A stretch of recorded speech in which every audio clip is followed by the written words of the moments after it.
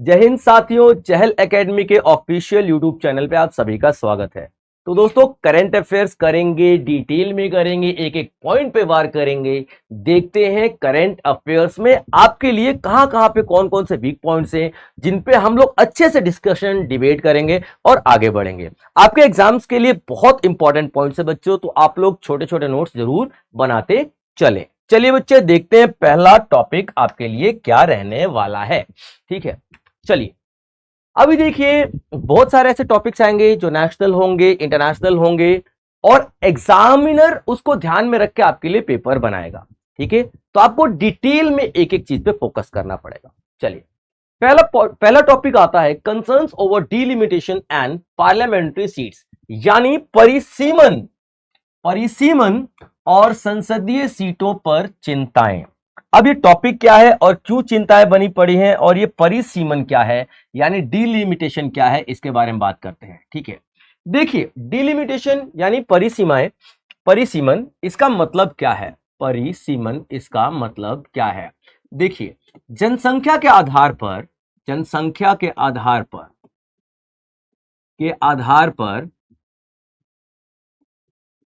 पर संसद में सीटों का बंटवारा, संसद में सीटों का बंटवारा, ठीक है, सीट्स का बंटवारा, यही कहलाता आपका क्या? परिसीमन या फिर डिलिमिटेशन। अब ये मुद्दा उठाया गया है साउथ के स्टेट्स के द्वारा, क्योंकि अभी केंद्र सरकार ने क्या डिसाइड किया है कि देखो, ऐसा है कि बहुत पुरानी प्रथा हो चुकी है कि एक आपका 10 लाख पे एक हमारा विधायक होता है। हमारा 10 लाख पे एक विधायक होगा ना भाई साहब हमारे पास, ठीक है, तो एक, तो इसका मतलब क्या है कि अभी पॉपुलेशन जो है बढ़ चुकी है, बहुत ज्यादा चेंज हो चुकी है, और अभी तक जो हमारे यहाँ पे पॉपुलेशन की जो कैलकुलेशन की जाती है वो 1971 वाली की जाती है, 1971 वाली की जाती है। ये बात आप लोग याद रखेगा। तो यानी 1971 वाली पॉपुलेशन के हिसाब से ही आज की डेट में क्या है, जो सीटों का बंटवारा किया गया हमारी संसद के अंदर, हमारी पार्लियामेंट के अंदर में। ठीक है बच्चे, तो पॉपुलेशन भी तो बढ़ी है ना यार, पॉपुलेशन बढ़ी है तो डेफिनेटली यहां पे सीटों की संख्या बढ़ानी पड़ेगी। जैसे अभी हम बात कर लेते हैं तो 543 सीटें हैं ना भाई साहब हमारे लोकसभा के अंदर में। अगर हम आज की पॉपुलेशन के हिसाब से करें ना तो 790 सीटें बनेंगी, 790 सीटें बनेंगी, क्योंकि 10 लाख पॉपुलेशन पे एक सीट हमें दी जाती है पार्लियामेंट के अंदर में, लोकसभा के अंदर में। क्लियर पॉइंट यहाँ पे? ठीक है, तो जब ये सीटें बढ़ेंगी तो अब समस्या कहां पे आएगी ये देखते हैं। अब साउथ वाले स्टेट्स क्या बोल रहे हैं, जैसे आंध्र प्रदेश और तमिलनाडु क्या बोल रहा है कि देखिए सर, आप लोगों ने उस टाइम पे जब 76 की बात कर रहे हैं, 1976 में इमरजेंसी वगैरह चल रही थी, जब इमरजेंसी वगैरह के टाइम पे आप लोगों ने पकड़ पकड़ के नसबंदियां करवाई हैं। आप लोगों ने जनसंख्या को कंट्रोल करने के लिए बहुत सारा ऐसा कैंपेनिंग चलाया है, और हम चूंकि पढ़े लिखे राज्य है, तमिलनाडु, ये जितने भी 5-6 स्टेट्स हैं साउथ वाले, हम पढ़े लिखे राज्य हैं, हम आपकी बात समझ गए, हमने अपनी जनसंख्या पे कर लिया कंट्रोल, हमारी जनसंख्या एकदम स्थिर रही। लेकिन जो नॉर्थ साइड हो गया, यूपी हो गया, बिहार हो गया, एमपी हो गया, इनकी जनसंख्या बढ़ती चली गई। अगर ऐसा है तो इस हिसाब से सर हमारी जो रिप्रेजेंटेशन होगी वो लोकसभा के अंदर बहुत ही कम हो जाएगी। कैसे? ध्यान से सुनिए, अगर ये 543 है ना, ठीक है, 543 यानी 543 सीट्स हैं लोकसभा में, तो जो आपका साउथ वाले स्टेट्स है ना, 24% का रिप्रेजेंटेशन करते हैं। कितने परसेंट का? 24% का रिप्रेजेंटेशन करते हैं, ठीक है, लोकसभा के सीटों के अंदर। लेकिन अगर जनसंख्या के हिसाब से कर देगी तो सीटें इतनी हो जाएंगी, लेकिन इनकी जो रिप्रेजेंटेशन कितनी हो जाएगी? मात्र 19% रह जाएगी। कितनी? मात्र 19% साउथ वालों की। तो साउथ वाले ये कह रहे हैं यार, हमने तो अच्छा काम किया था पॉपुलेशन को कंट्रोल करके, हमने तो सही काम किया था देश के हित में सोच के, लेकिन आप जो ये डिलिमिटेशन वाला रूल लेके आना चाह रहे हो, उसके हिसाब से तो भैया हमारी रिप्रेजेंटेशन 24% से लेकर के 19% कम हो जाएगी। यानी कि बोलबाला किसका रहेगा? नॉर्थ वाले स्टेट्स का रहेगा। जैसे हम लोकसभा में बात करें तो यूपी एक अकेला ऐसा स्टेट है जिसके पास भाई कितना? 17%। ठीक है, लोकसभा की सारी सीटों का 17% सिर्फ यूपी रिप्रेजेंट करता है। आप समझिए, क्योंकि पॉपुलेशन ज्यादा है भाई, पॉपुलेशन ज्यादा होंगे तो सीधी सी बात है भाई, उसके एमएलए भी ज्यादा होंगे। 10 लाख पे एक मिलेगा ना, 10 लाख के हिसाब से आप देख लो, सबसे ज्यादा है। और आज भी यूपी की पॉपुलेशन लगातार बढ़ती जा रही है। साउथ वाले स्टेट्स ने तो कंट्रोल कर लिया, लेकिन नॉर्थ वाले स्टेट्स की पॉपुलेशन बढ़ती जा रही है, तो लोकसभा के अंदर में रिप्रेजेंटेशन नॉर्थ वाले स्टेट्स का ज्यादा होगा। ये चिंता है किसकी? साउथ वाले स्टेट्स की। क्लियर है? और सही बात, चिंता है तो इनका ये कहना है कि देखो यार, आप लेके आओ, जरूरी है, नए नए कानून जरूरी है, डिलिमिटेशन जरूरी है, लेकिन आप जनसंख्या के आधार पे इस तरीके से हमको सजा मत दो। क्योंकि इंदिरा गांधी ने क्या किया था, जब ये लगाया था, जब ये रूल 1976 में इंदिरा गांधी लेकर के आई थी, तो इन्होंने क्या बोला था कि 2001 तक जो गणना होगी ना, वो किस पॉपुलेशन पे होगी, 1971 के हिसाब से ही होगी। यानी कि 2001 तक विधायकों की संख्या में कोई परिवर्तन नहीं आएगा। फिर इसे बढ़ा करके 2026 कर दिया गया, फिर इसे बढ़ा करके 2026 कर दिया गया। ठीक है, अब 2026 के बाद तो चेंजेस लाने पड़ेंगे ना, तो अब 2026 के बाद जो चेंजेस आने वाले हैं ना, उस बात पे डिबेट चल रही है। समझ में आया पॉइंट क्या है यहां तक? ठीक है, तो ये 2026 के बाद क्या किया जाने वाला है, जनसंख्या के आधार पर सीटों का डिस्ट्रीब्यूशन किया जाने वाला है। तो साउथ वाले स्टेट्स का ये कहना है कि भैया, जैसा इंदिरा गांधी ने कहा था ना कि सीटें कम नहीं करनी, बढ़ेंगे नहीं क्योंकि हमारी पॉपुलेशन नहीं बढ़ रही है, लेकिन कम भी तो मत करो हमारी रिप्रेजेंटेशन, 24% से 19% भी तो मत करो हमारी रिप्रेजेंटेशन को। ये ऐसा साउथ वाले स्टेट्स कह रहे हैं। क्लियर पॉइंट बच्चे? उनका कंसर्न भी जाहिर है, ऐसे तो कोई भी बंदा पॉपुलेशन को कंट्रोल करेगा ही नहीं, कोई भी स्टेट पॉपुलेशन को कंट्रोल करेगा ही नहीं। बोले चलो भैया बढ़ाए जाओ पॉपुलेशन, और वो बढ़ाएंगे क्यों, उनकी राज्य की रिप्रेजेंटेशन ज्यादा बढ़ जाए तो हमारी भारत की समस्याएं तो वैसी बढ़ने लग जाएंगी। Clear point? तो ये तमिलनाडु के और आंध्र प्रदेश जैसे ऐसे 5 साउथ के स्टेट्स हैं जिन्होंने अपना कंसर्न जारी किया है, चिंताएं जारी की है। ठीक है, अब देखिए रूल क्या है। ठीक है, यानी कि परिसीमन के नियम क्या है। हर एक सेंसस के बाद सीट्स जो होंगी ना बांटी जाएंगी, हर एक सेंसस के बाद सीट्स जो होंगी बांटी जाएंगी, ऐसा कहा गया था हमारे परिशीलन में। ठीक है, लेकिन 22वें संशोधन जो संविधान का हुआ था, जो 1976 में हुआ था, जैसा कि मैंने आपको बताया, ठीक है, 2000 तक तो सेम पॉपुलेशन मानी जाएगी। 1971 का जो सेंसन होगा ना, सेंसस होगा 1971 का जो सेंसस होगा, 2000 तक तो 2000 नहीं 2001 तक मानी जाएंगी। ठीक है, ये इसको थोड़ा सा करेक्ट कर लेना। 2000 को इसलिए बोला गया है क्योंकि 2000 आखिरी लिमिट था। ठीक है, तो 2001 तक क्या माना जाएगा, ये वाला पॉपुलेशन मानी जाएगी, 1971 तक मानी जाएगी। लेकिन 84वां जो संशोधन हुआ था 2001 में, ठीक है, 2001 तक तो वही मानी जाएगी 1971 वाला।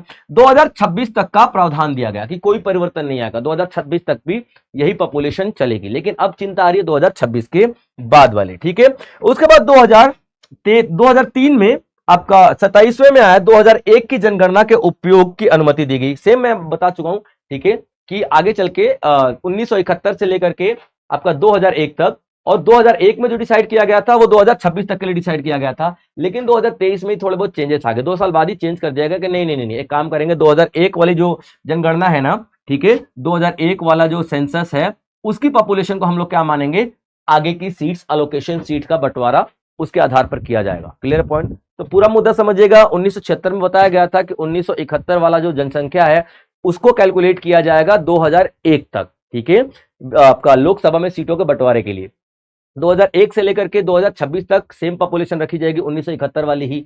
लेकिन 2003 में ही कुछ परिवर्तन आ गए और ये बोला गया नहीं, 2003 में डिसाइड किया गया कि 2001 वाली पॉपुलेशन को 2026 तक हम लोग लेके चलेंगे, और 2026 के बाद ये जो अभी आने वाला है चेंजेस, उसमें वर्तमान सरकार ने कहा है 2021 के अंदर कि नहीं ऐसा नहीं है भाई साहब, ठीक है, कि जो ये आपका पॉपुलेशन रहने वाली है ना, उसी के आधार पर ही हम लोग चेंज करने वाले हैं सीटों को। कम भी किया जा सकता है, ज्यादा भी किया जा सकता है। तो स्टेट्स जो साउथ वाले वो ये कह रहे हैं कम तो मत करो, ज्यादा मत करो, कम तो मत करो, ये उनका कंसर्न है। अब देखिए मेन इशू क्यों ये परेशान है साउथ वाले स्टेट, इनका ये कहना है कि उनका रिप्रेजेंटेशन लूज हो जाएगा। यानी जो उनका जो जनसंख्या पर नियंत्रण उन्होंने बहुत अच्छी तरीके से किया हुआ है, तो उनका प्रतिनिधित्व कम हो सकता है। कहां पे? लोकसभा के अंदर में। ठीक है, और दूसरा जो आपका नॉर्दर्न स्टेट्स हैं, ठीक है, उत्तरी राज्य हैं जैसे यूपी, बिहार, एमपी वगैरह सब, इनमें इनकी रिप्रेजेंटेशन बढ़ जाएगी, जैसा कि मैं आपको बता चुका हूं। ठीक है, दूसरा देखते हैं कि हमें ना वैश्विक सबक लेना चाहिए, यानी ग्लोबल लेवल पे जितने भी लेसन्स हैं वो सीखने चाहिए। जैसे कि अब साउथ वाले स्टेट्स हैं, ठीक है, उन्होंने क्या किया है, अपनी जनसंख्या पे कंट्रोल कर लिया, यानी कि फर्टिलिटी पे कंट्रोल कर लिया है। ठीक है, फर्टिलिटी पे कंट्रोल कर लिया, यानी प्रजनन दर पे कंट्रोल कर लिया है।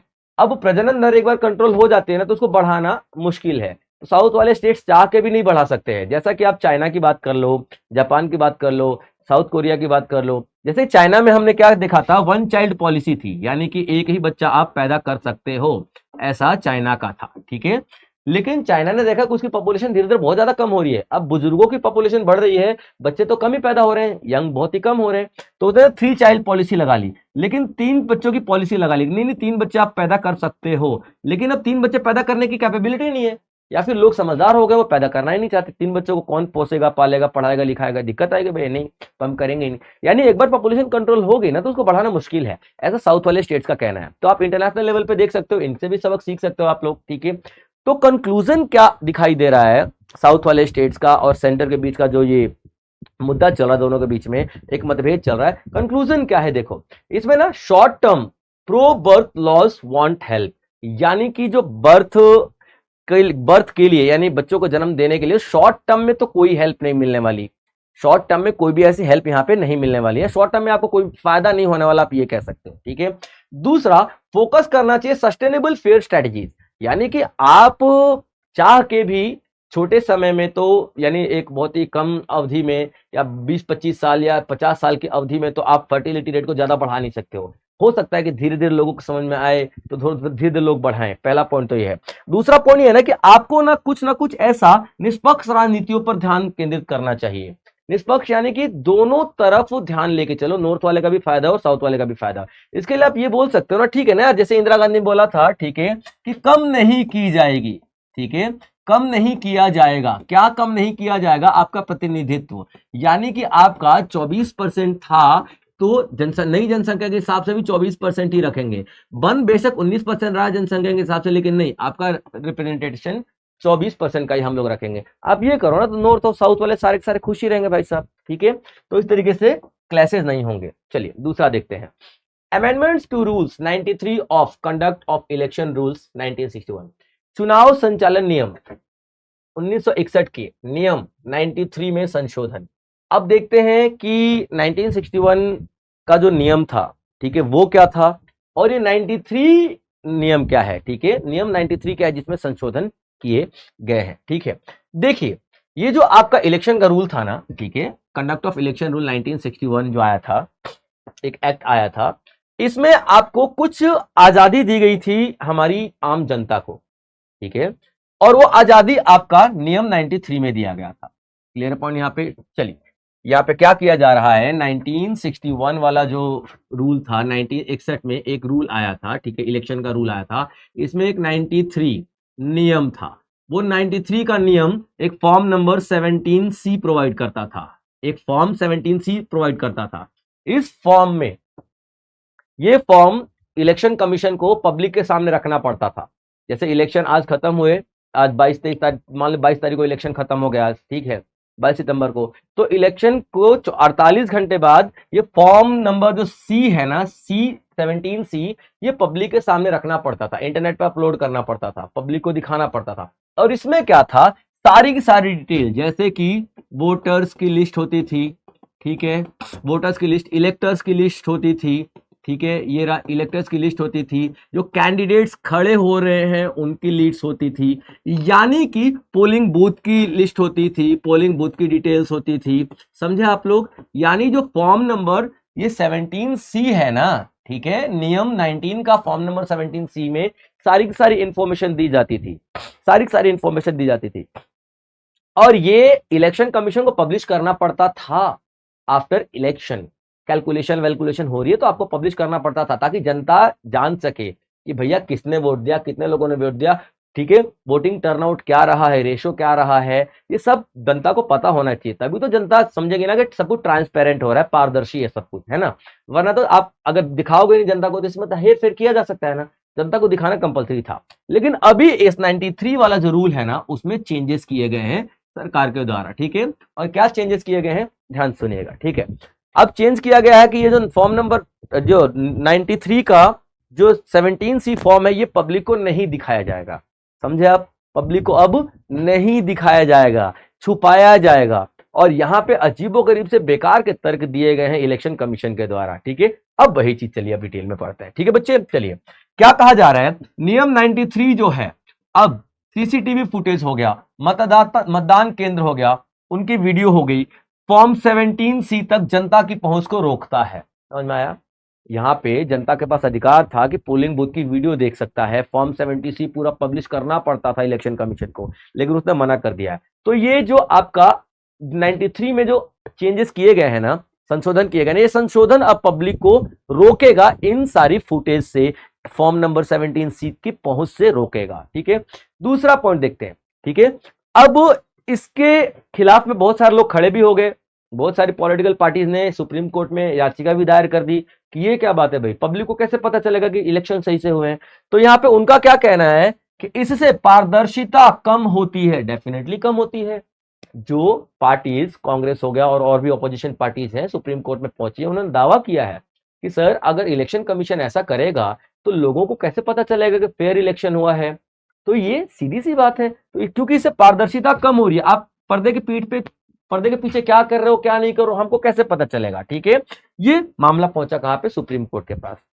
आप एग्जाम्पल के तौर पर भी ले लो ना। ठीक है, राहुल गांधी ने जो ईवीएम चोरी का बताया है, भाई उस बंदे ने एक एक आंकड़ा दिया है। ठीक है, महादेवपुरा कॉन्स्टिट्यूंसी का पूरा एक एक आंकड़ा दिया है, कितने वोट चोरी हुए हैं, कितने नकली वोट मारे गए हैं, कितने घरों के नंबर जीरो हैं, एक एक घर में 80-80 लोग रह रहे हैं। तो ये फॉर्म नंबर 17 में अगर दिखा रहा है कि 1,780 लोगों ने वोट डाला है, मान लीजिए। ठीक है, फॉर्म नंबर 17 में दिखा रहा है, और वास्तव में पड़े हैं 8,80,000 वोट। ठीक है, तो कैसे पता चलेगा लोगों को कि बेकार झूठ मूठ वाले वोट भी पड़े हैं, जब तक कि आप ये पब्लिक ना करो इंफॉर्मेशन। और आप बोलोगे हम पब्लिक नहीं करेंगे, जो 93 वाला नियम है इसमें हम लोग संशोधन कर रहे हैं, क्योंकि 93 वाला नियम जो कहता था, वो कहता था कि पब्लिक को बताओ, पब्लिक करो, जो फॉर्म नंबर 17C पब्लिक को दिखाओ, आप इंटरनेट पे डालो, इसको अपलोड करो वीडियो, जनता को अधिकार है पोलिंग बूथ की वीडियो देखने का। आप इसी चीज में रोक लगा रहे हो, सीधी सी बात है भाई साहब, ये तो पारदर्शिता का नियम उल्लंघन हो रहा है। यहाँ पे ट्रांसपेरेंसी कहां बचेगी, आप तो पर्दे की आड़ में कुछ भी कर रहे हो। ठीक है, वो चीज है। अब इसका कानूनी आधार भी देख लेते हैं, कानून क्या कहता है। कानून इलेक्शन कमीशन को कुछ अधिकार देता है, उस अधिकारों के बारे में बात कर लेते हैं। पहला, आर्टिकल 324 क्या कहता है हमारे संविधान का, इलेक्शन कमीशन कंट्रोल करेगा और सुपरवाइज करेगा इंडिया के सारे इलेक्शन को, ये पता हमें। आर्टिकल 325 क्या कहता है, एक कॉमन वोटर लिस्ट बनेगी, यानी कि ऐसा नहीं कि हिंदू के लिए अलग वोटर लिस्ट बन रहा है, मुस्लिम के लिए अलग बन रहा है, सिखों के लिए अलग, अमीरों के लिए अलग, गरीबों के लिए अलग, एसटी के लिए अलग, ओबीसी के लिए नहीं, एक ही कॉमन वोटर लिस्ट बनेगी, उसमें सभी का नाम रहेगा, कोई भेदभाव नहीं किया जाएगा। ये आपका आर्टिकल 325 बताता है। आर्टिकल 326 बताता है यूनिवर्सल एडल्ट फ्रेंचाइज, यानी कि 18 साल से ऊपर हर एक कैंडिडेट वोट दे सकता है। क्लियर पॉइंट यहाँ पे।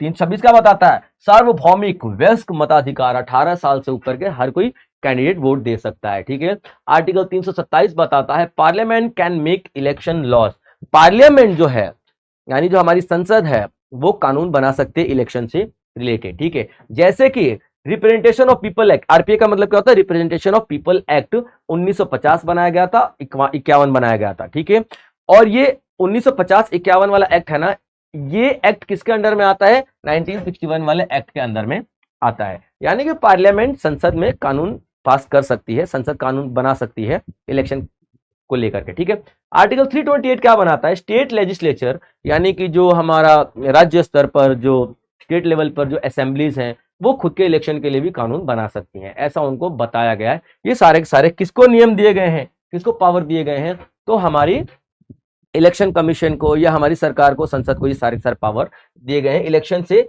रिलेटेड। ठीक है, अब देखिए ये सारी समस्याएं तो चल रही थी, हमने क्या देखा यहाँ पे, इलेक्शन से रिलेटेड फॉर्म नंबर, हमने नियम 93 में चेंज देखे, फॉर्म नंबर 17C को हटाते हुए। फॉर्म नंबर 17C क्या कह रहा था, पब्लिक देख सकती है कोई भी डेटा, वीडियो फुटेज देख सकती है, लेकिन इस 93 को अमेंड कर दिया गया, चेंज कर दिया गया। ठीक है, और ये कहा गया कि नहीं नहीं नहीं, अब पब्लिक नहीं देख सकती। मुद्दा समझ में आया। ठीक है, अब चलिए, अब मेजर रिफॉर्म्स, इस फील्ड में मेजर रिफॉर्म्स यानी कि और कौन कौन सी चीजें की गई, परिवर्तन क्या क्या किए गए हैं। ठीक है, मेन सुधार क्या क्या किया गया है, क्योंकि पब्लिक तो बहुत पहले से ही चीजों को उठाती आई है, मुद्दों को उठाती आई है। तो 2003 में और भी चेंजेस किए गए हैं। 2013 में नोटा लेके आया गया, नन ऑफ द अबव, यानी कि 4-5 ऑप्शन है, जितने भी वोटिंग लिस्ट में कैंडिडेट्स हैं उन कैंडिडेट्स को ना आप करके, मुझे लग रहा 6 कैंडिडेट है, मुझे 6 के 6 नहीं पसंद, तो मैं क्या नोटा पे दबा दूंगा, ठीक है। नोटा का मतलब क्या, नन ऑफ द अबव, इनमें से कोई नहीं, ठीक है। तो ये वाला भी लेके आया गया। उसके बाद वीवीपैट 2013 में लेके आया गया। वीवीपैट एक पेपर ट्रायल होता है, जो इलेक्ट्रॉनिक वोटिंग मशीन होती है ना, ईवीएम, उसके साइड में ना एक मशीन और लगी रहती है जो पेपर ट्रायल देती है, ठीक है। यानी कि वो एक सबूत है एक तरीके का इलेक्शन का, ठीक है। ये 2013 में लेके आया गया। एपिक, एपिक वोटर कार्ड, ठीक है। एपिक का मतलब क्या होता है, एक जो वोटर कार्ड मिलता है ना, उसको एपिक कार्ड बोलते हैं, ठीक है। शॉर्ट में एपिक कार्ड की बात कर रहे हैं। तो ये जो कार्ड प्रोवाइड किया जाएगा, जिससे क्या होगा, बोगस वोट नहीं पड़ेंगे। बोगस यानी कि नकली वोट नहीं पड़ेंगे। अब मेरा पास जो मेरा मृत्युंजय कुमार ओझा का जो कार्ड है, ठीक है, तो मैं ही वोट डाल सकता हूं ना उस एक कार्ड पे। उस एक कार्ड पे 4-5 लोग वोट नहीं डाल सकते हैं, लेकिन आज की डेट में डाले जा रहे हैं, अलग बात। भाई कार्ड ही नकली नकली बनाए जा रहे हैं। वो आदमी जो 20 साल पहले मर चुका है, उसके परिवार के 8-10 लोग मर चुके हैं, देहांत हो चुका, उनका भी कार्ड आज की डेट में इशू किया गया है, और उनका कार्ड पहन के कोई और भी वोट दे रहा है। तो ये तो भैया पॉलिटिक्स से कहीं ना कहीं होती रहती है, ठीक है। अब यहाँ पे जो खर्चे थे ना, उसको डिफाइन किया गया है कि आप इलेक्शन कैंपेनिंग में कितना खर्चा कर सकते हो। अगर तो आप सेंट्रल लेवल की बात करो तो 95 लाख खर्च कर सकते हो, स्टेट लेवल पे आप 40 लाख खर्चा कर सकते हो। ये भी ऐसा नियम लाया गया था, ठीक है। उसके बाद जो क्रिमिनल रिकॉर्ड डिक्लेरेशन, हर एक कैंडिडेट जो कि खड़ा हो रहा है इलेक्शन के अंदर में, उसे अपना क्रिमिनल रिकॉर्ड, अपनी प्रॉपर्टी का रिकॉर्ड देना ही पड़ेगा। ये सारे के सारे चेंजेस अभी तक हम लोगों ने किए थे, ठीक है। अब प्रॉब्लम्स क्या आती थी, देखो हम क्या बता रहे हैं, प्रॉब्लम्स क्या आती थी। प्रॉब्लम्स ये आती थी कि मनी पावर, ठीक है। अब ये जो 95 लाख से ज्यादा आप लोकसभा के इलेक्शन में खर्चा नहीं कर सकते हो, 40 लाख से ज्यादा नहीं खर्चा कर सकते हो स्टेट लेवल के इलेक्शन में। ये क्यों? क्योंकि भाई मनी पावर बहुत ज्यादा होती थी लोगों के पास। इतना पैसा खर्च करके लोगों को लालच दे दिया जाता था, दारू बंटवा रहे हैं, साड़ियां बंटवा रहे हैं, कपड़े बंटवा रहे हैं भैया, ठीक है, मेले लगवा रहे हैं, चलो एंजॉय करो, खूब करो ये सब। तो आप ज्यादा खर्चा नहीं कर सकते हो, ठीक है। तो इस पे रोक लगाया गया, क्योंकि एक प्रॉब्लम हुआ करती थी डिक्रिमिनलाइजेशन, यानी जो क्रिमिनल लोग हुआ करते थे ना, अपने पावर का इस्तेमाल करके सत्ता में बैठ जाते थे। आप देख लो पप्पू यादव जैसे न जाने कितने नेता यहाँ पे होंगे जिन पे क्रिमिनल लिस्ट चल रहा है, ठीक है। चंद्रबाबू नायडू है भैया, उन पे कितने सारे केसेस चल रहे हैं, लेकिन नहीं भैया, अपन तो सीएम है तो सीएम है, ठीक है। तो ये लोग क्रिमिनल लोग हैं, ये पावर में आते हैं क्योंकि इनके पास पावर पहले से होती है, बस ये सत्ता में आना चाहते हैं, सत्ता में अपनी पावर का इस्तेमाल करके आ जाते हैं, क्रिमिनल बैकग्राउंड होते हुए भी।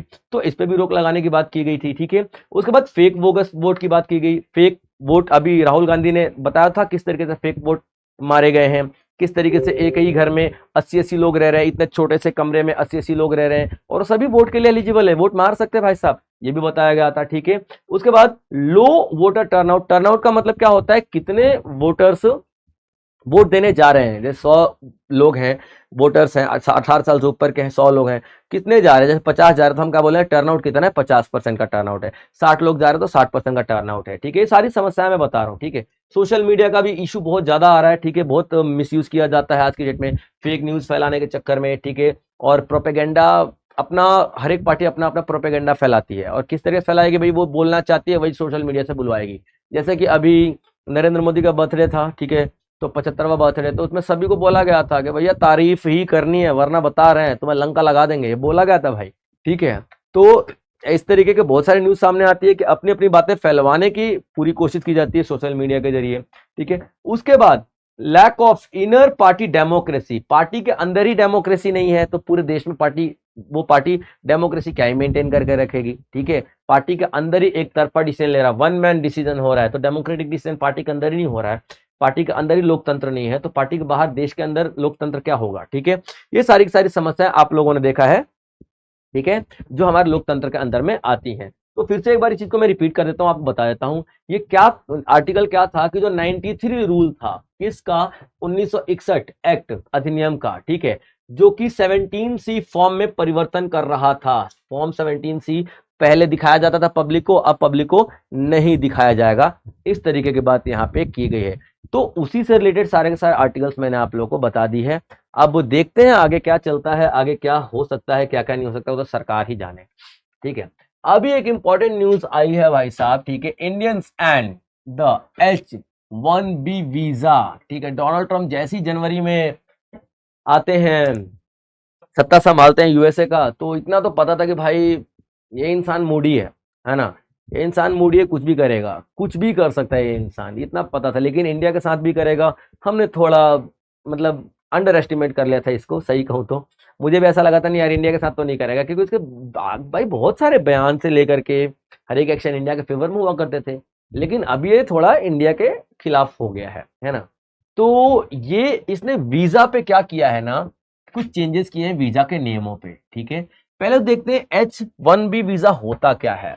H1B वीजा होता क्या है।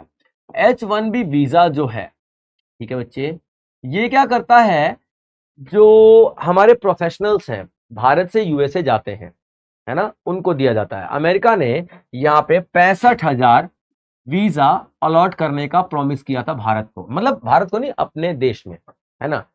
प्लस 20,000 जो हाईली एक्सपर्ट्स होंगे, हाई एक्सपर्ट्स जो होंगे, यानी बड़ी से बड़ी डिग्रियां होंगी जिनके पास, और ये लोग होंगे स्किल्ड लेबर्स होंगे, ठीक है। ये लोग होंगे क्या, स्किल्ड लेबर्स होंगे। यानी अब अमेरिका ने क्या किया था, 65,000 वो वीजे निकाले थे जिसमें स्किल्ड लेबर जाएंगे अमेरिका में काम करने के लिए, और 20,000 वो होंगे, ये जरूरी नहीं कि 20,000 ही होंगे, 20,000 से कम भी हो सकते हैं, 20,000 तक बढ़ाए जा सकते हैं, ये कहा था उसने, जिसमें हाई एक्सपर्ट्स जाएंगे, ठीक है। अब अमेरिका में ये जो वीजा था, कौन सा, H1B वीजा, कितने लोग जाते थे इसके बारे में बात करते हैं। तो याद रखिएगा 71% इंडियंस जाते थे, कितने, 71% इंडियंस थे, यानी भारतीय 71% थे, और 12 से 13% कौन थे, चाइना वाले थे। अब ये 71% लोग जो हैं, तकरीबन 85,000 में से 71% लोगों की अगर हम बात करते हैं तो तकरीबन बनते हैं 60-62,000 के आसपास बनते हैं लोग।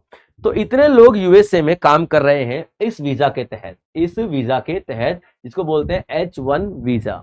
इस वीजा में एक फीस लगती थी जो कि यहाँ के लोगों को, जो भारतीय जो वहां काम कर रहे हैं उनको भरनी पड़ती थी, ठीक है। एक फीस दी जाती थी, फीस लगती थी, याद रखना, ठीक है। तो अब वो फीस को अभी डोनाल्ड ट्रंप ने बढ़ा दिया है, और कितना कर दिया है, ठीक है, $1,00,000 कर दिया है, ठीक है, $1,00,000, यानी कि तकरीबन 88 लाख कर दिया है, रुपए के हिसाब से कर दिया है। यानी कि अब जितने 60-62,000 लोग भारतीय यूएसए में काम कर रहे थे, ठीक है, उनको यूएसए में काम करने के लिए हर साल कितना पैसा देना पड़ेगा, 88 लाख रुपए देने पड़ेंगे। अब ये 88 लाख रुपए जो वहां पे काम कर रहा है बंदा, वो कहां से लाएगा, 12 से भी 12 5 7 बच्चे के बाद 84, और यानी कि 7.5 लाख रुपए हर महीना वो यूएस गवर्नमेंट को देगा, सिर्फ वहां पे रहने के लिए, वहां पे जॉब करने के लिए, तब वो वहां पे जॉब कर पाएगा। यानी तकरीबन उसके बंदे की 2.5-3 करोड़ रुपए की इनकम होगी, तो 88 लाख रुपए दे पाएगा ना, वरना नहीं दे पाएगा। और कितने भारतीय हैं जो वहां पे करोड़ों के पैकेज ले रहे हैं, भाई ये स्किल्ड जरूर है, लेकिन करोड़ों वाले स्किल्ड बहुत ही कम है। तो यहाँ पे डोनाल्ड ट्रंप ने साफ बोला है कि 24 घंटे का समय आप लोगों को मैं देता हूं, जितने हिंदुस्तान में जा चुके हो फटाफट 24 घंटे के अंदर में आ जाओ, वरना आपका जो वीजा होगा वो H1 वीजा, उसको रिन्यू करवाना पड़ेगा फिर से, और जब रिन्यू करवाओगे तो आपको कितना हर साल भरना पड़ेगा, 88 लाख रुपए हर साल भरना पड़ेगा। अब बेचारे तो दिवाली, छठ पूजा, सब दशहरा मनाने के लिए इंडिया में आए थे, वो भागे भागे जा रहे हैं यूएसए में, भागे भागे चले गए, और जो बेचारे नहीं गए अब जा भी नहीं पाएंगे, क्योंकि 88 लाख रुपए कहां से लेके आएंगे बेचारे, है ना। अब यूएस ने ये तिगड़म क्यों मारा है, यूएस ने बॉम्बबारी क्यों की है, क्योंकि यूएस चाहता है कि अब अमेरिका में अमेरिकन को ही ट्रेनिंग मिले, अमेरिकन को ही ट्रेन करके नौकरी दिया जाए। जैसा कि आप लोगों को दिखाई दे रहा है, इतने भारतीय अब नहीं जाएंगे, या जाएंगे तो बहुत ही कम जाएंगे, तो सीटें खाली रहेंगी ना भाई आईटी सेक्टर वाली, तो वहां पे अब अमेरिकन को ट्रेनिंग दी जाएगी, अमेरिकन को अब वहां पे जॉब मिलेगी, यानी अमेरिका की जॉब अमेरिकन को ही मिलेगी। ये डोनाल्ड ट्रंप, देखो एक देश के हिसाब से देखा जाए तो डोनाल्ड ट्रंप ने अपने देश के हिसाब से तो ठीक ही किया है, ठीक है, लेकिन हमारे लिए बुरा किया है ये बात अलग है, लेकिन अपने देश के हिसाब से डोनाल्ड ट्रंप ने बिल्कुल ही सही किया, ठीक है बच्चे। चलिए, तो यहाँ पे अब जो जो लेटेस्ट सिनारियो है वो ये कह रहा है कि अब ये कंपनीज क्या करने वाली हैं जिनमें हमारे भारतीय काम करते थे। इसको दो तरीके से देखा जा सकता है। एक आप इस तरीके से देख सकते हो कि हमारे लोगों को नौकरी नहीं मिली, हमारे नौकरी, लोग बेरोजगार हो गए, पहला पॉइंट आप ये देख सकते हो, नुकसान है भाई, सीधी सी बात है, क्योंकि रेमिटेंस बोलते हैं वो पैसा जो कि विदेशों से भारत के अंदर में आता, विदेशी पैसा भारत के अंदर में आ रहा था उन लोगों के जरिए, जो कि अब नहीं आएगा। Clear point. दूसरा पॉइंट ये देख सकते हो कि चाइना ने फटाक से ऑफर कर दिया उन लोगों को कि ठीक है यूएसए वाले नहीं बोल रहे तो हमारे पास आ जाओ, क्योंकि चाइना बहुत चालू इंसान है। चाइना बोल रहा दिमाग जो यूएस को ऊपर उठा सकते हैं वो चाइना को कितना ऊपर उठाएंगे। लेकिन ये इंडिया के पास भी एक बेहतर मौका है, जो यूएस से लौटने वाले लोग होंगे उनको इंडिया बोले नहीं नहीं चाइना भी नहीं आना, हम आपको उतना ही पैकेज देंगे, हम आपको बढ़िया फैसिलिटी देंगे, अब आप इंडिया के आईटी सेक्टर को ऊपर उठाओ, इंडिया को ग्लोबल लेवल पे लेकर के जाओ। ये इंडिया के लिए देखो एक आपदा भी हो सकती है और आपदा में अवसर भी हो सकता है। अब ये इंडिया के ऊपर है कि इसको किस तरीके से टैकल करता है। ठीक है बच्चे, तो चलिए कहानी की शुरुआत करते हैं। कहानी कहां से शुरू होती है देखना। अब इस पर डोनाल्ड ट्रंप पे सवाल भी उठ जाते हैं, कई डोनाल्ड ट्रंप पे सवाल उठेंगे कि देखिए एक यहाँ पे ना, और एक खासकर न्यूज में ज्यादा क्यों आता है, देखिए एक यहाँ पे ना, ठीक है, श्रीराम कृष्णन, एक श्रीराम कृष्णन नाम का एक बंदा था, टेक्निकल एक्सपर्ट था। डोनाल्ड ट्रंप ने अपने ही कैबिनेट में उसको टैक्स एडवाइजर के रूप में अपॉइंट कर लिया। इंडियन था और टेक्नोलॉजी में बहुत माहिर था, तो डोनाल्ड ट्रंप ने अपने ही यहां पे उसको रख लिया है। लेकिन उस बंदे को भी अब वहां पे रुकने के लिए 88 लाख रुपए देने पड़ेंगे। तो सवाल ये आता है कि भैया आपने उसको अपॉइंट ही क्यों किया अगर आपको ये रूल लगाना ही था तो इस तरीके की बहुत सारी न्यूज आपको देखने के लिए मिलेगी। ठीक है, अब ये H1 वीजा फिर से मैं पूरा बताया तो अब एक बार तो एक्सप्लेन कर दिया, पूरा आपको डिटेल बताता हूं। H1 वीजा क्या है, वो जो अब्रोड चले जाते हैं, यूएसए में जाते हैं स्किल लेबर, तो उनके लिए H1 वीजा लगता है। ठीक है, और ये 1990 में शुरू किया गया था, 1990 से लेकर के अभी तक ये चल ही रहा था। ठीक है, 65,000 से 20,000 और एक्स्ट्रा एडिशनल, जिसमें कि ज्यादा स्किल्ड है वो जा सकते हैं, यहाँ पे तकरीबन 85,000 लोग जा सकते हैं। ठीक है बच्चे, अब भारतीयों की संख्या तकरीबन 70-71% है, चाइनीजों की 12-13% है उस 85,000 H1 वीजा के अंदर की बात कर रहा हूं मैं। ठीक है बच्चे, चलिए उसका लाभ बहुत ज्यादा होता था कि अच्छी खासी सैलरी मिल जाती थी, अच्छा खासा वेतन मिल जाता था। ठीक है, इंसेंटिव बहुत अच्छी हो जाती थी और इंडियन वर्कर्स वहां पे अच्छी खासी लाइफ जीते थे और भारत के अंदर विदेशी पैसा आता था। ये सारा का सारा बेनिफिट हुआ करता था उस चीज से। ठीक है बच्चे, जिसको धीरे धीरे धीरे धीरे अभी जो यूएस गवर्नमेंट है वो खत्म करने की कोशिश कर रही है। अब इंडिया के ऊपर होगा कि इंडिया इसको किस तरीके से देखता है। क्या इंडिया उन सारे लोगों को जो कि भारत के अंदर वापस आएंगे, जो कि आए हुए हैं और वापस जा ही नहीं सकते, उसको इंडिया किस तरह से डील करेगा। क्या इन लोगों को इंडिया चाइना जाने देगा या इंडिया के अंदर ही इन लोगों के लिए फैसिलिटीज प्रोवाइड करेगा। जैसे कि देखिए मोदी का बयान आ रहा है, मोदी का सभी का बयान आ रहे हैं कि आपदा में अवसर वाली स्थिति है। हमारा जो दिमाग ड्रेन होकर यूएस जा रहा था, अब यूएस में नहीं जाएगा, अमेरिका में नहीं जाएगा, उसको इंडिया में इतना अच्छा कर देंगे हम लोग, इंडिया में इतना अच्छा इस्तेमाल करेंगे, इंडिया में इतनी अच्छी फैसिलिटी दे देंगे कि वो साइंटिस्ट, वो वैज्ञानिक, वो इंजीनियर्स, वो डॉक्टर्स, वो रिसर्चर्स, वो प्रैक्टिशनर्स, वो सारे के सारे भारत के अंदर ही अच्छा करेंगे और भारत की अर्थव्यवस्था को, भारत की टेक्नोलॉजी को, भारत के भविष्य को बहुत ऊपर तक लेके जाने की कोशिश करेंगे। ठीक है बच्चे, चलिए अगला जो आता है आर्टिकल आपका olive Ridley turtle. Olive Ridley turtle की बात कर रहे हैं। ठीक है, अब ऑलिव रिडले टर्टल क्या होता है, एक तरीके का कछुआ है। ठीक है बच्चे, एक तरीके का छोटा कछुआ है, स्मॉलेस्ट टर्टल कह सकते हो। ठीक है, स्मॉलेस्ट टर्टल कह सकते हो, यानी एक तरीके से सबसे छोटा कछुआ है। ठीक है बच्चे, याद रखना टर्टल। और इसका कलर कैसा है, ठीक है, ऑलिव ग्रीन होता है ना, मेहंदी कलर का, है ना, ये देखो कुछ इस तरीके का दिखाई दे रहा है, मेहंदी कलर का इसका पूरा शेल दिखाई दे रहा है, इस तरीके का ये कछुआ है। ठीक है, और ये कछुआ जो है इसको आईयूसीएन ने ठीक है, आईयूसीएन ने एंडेंजर्ड घोषित कर दिया है। ठीक है, एंडेंजर्ड का मतलब क्या होता है, खतरे में। ठीक है, घोषित कर दिया है, ये खतरे में है भाई, विलुप्त होने के खतरे में है, यानी बहुत ही जल्दी ये विलुप्त हो सकता है, ऐसा आईयूसीएन ने कह दिया है। और आपको पता है ये कछुए या कोई भी जीव जंतु हमारी फूड चेन के लिए या फिर हमारे इकोसिस्टम के लिए, हमारे वातावरण के लिए बहुत ज्यादा जरूरी होते हैं। तो एक कंसर्न है भाई, सीधी सी बात है, किस तरीके से इनको बचाया जाएगा। ठीक है, अब अब ये न्यूज में क्यों आए, अब ये न्यूज में इसलिए आए कि यहाँ पे देखना तकरीबन 1,000 से भी ज्यादा इस तरीके के कछुए तमिलनाडु के कांचीपुरम जो स्टेट है उसके समुद्र के जो शोर है ना, किनारा है, वहां पे आ गए इतने 1,000 से भी ज्यादा सॉरी बच्चे। ठीक है, 1,000 से भी ज्यादा कछुए यहाँ पे आपको दिखाई देंगे और आए और मतलब उन डेथ हो गई उन कछुओं की। अब इसकी रीजन क्या है, अब इसके कई वजह हो सकते हैं। रीजन होने के हो सकता है कि पानी में जो लोग मछलियां पकड़ने जाते हैं, ठीक है, उनकी वजह से खतरा बढ़ गया हो, या फिर ये हो सकता है किसी ने जहर डाल दिया हो, या ये हो सकता है कि भाई टेम्परेचर वो लोग बर्दाश्त ना कर पाए हो कछुए पानी के अंदर में, तो बाहर निकले हो और बाहर उन्होंने अपने प्राण त्याग दिए। कई कछुओं को जो पोस्टमार्टम किया गया तो दिखाई दिया, मतलब तो पता चला कि उनके गले में सांस नहीं जा रही थी, मतलब सांस लेने में उनको दिक्कत हो रही थी। ऐसी बहुत सारी समस्याएं आप लोगों को इनसे देखने के लिए मिलने वाली है। ठीक है बच्चे, मिलेंगी। तो यहाँ पे देखा गया तमिलनाडु की कोस्ट पे यहाँ पे हजारों कछुए एक साथ निकल गए हैं। Clear point? ठीक है। और वो दो रीजन होते हैं क्यों निकलते हैं। एक रीजन ये होता है वो अंडे देने के लिए निकलते हैं। क्या? वो अंडे देने के लिए निकलते हैं। ठीक है, इसको हम अरी बड़ा बोलते हैं। क्या बोलते हैं? अरी बड़ा। यानी कि बहुत सारे कछुए एक साथ अंडे देने के लिए जब तट पे निकलेंगे ना बाहर समुद्र के, उसको अरी बड़ा के नाम से जानते हैं। तो या तो ये अरी बड़ा के लिए निकलते हैं, या तो ये टेम्परेचर को बर्दाश्त नहीं कर पाते हैं तब निकल जाते हैं बाहर, या फिर सांस नहीं आती इनको पानी में तब निकल जाते हैं ये लोग बाहर। ऐसा ही कुछ परिस्थिति यहाँ पे देखने के लिए मिला तमिलनाडु के कोस्ट पे। ठीक है बच्चे, ध्यान रखना।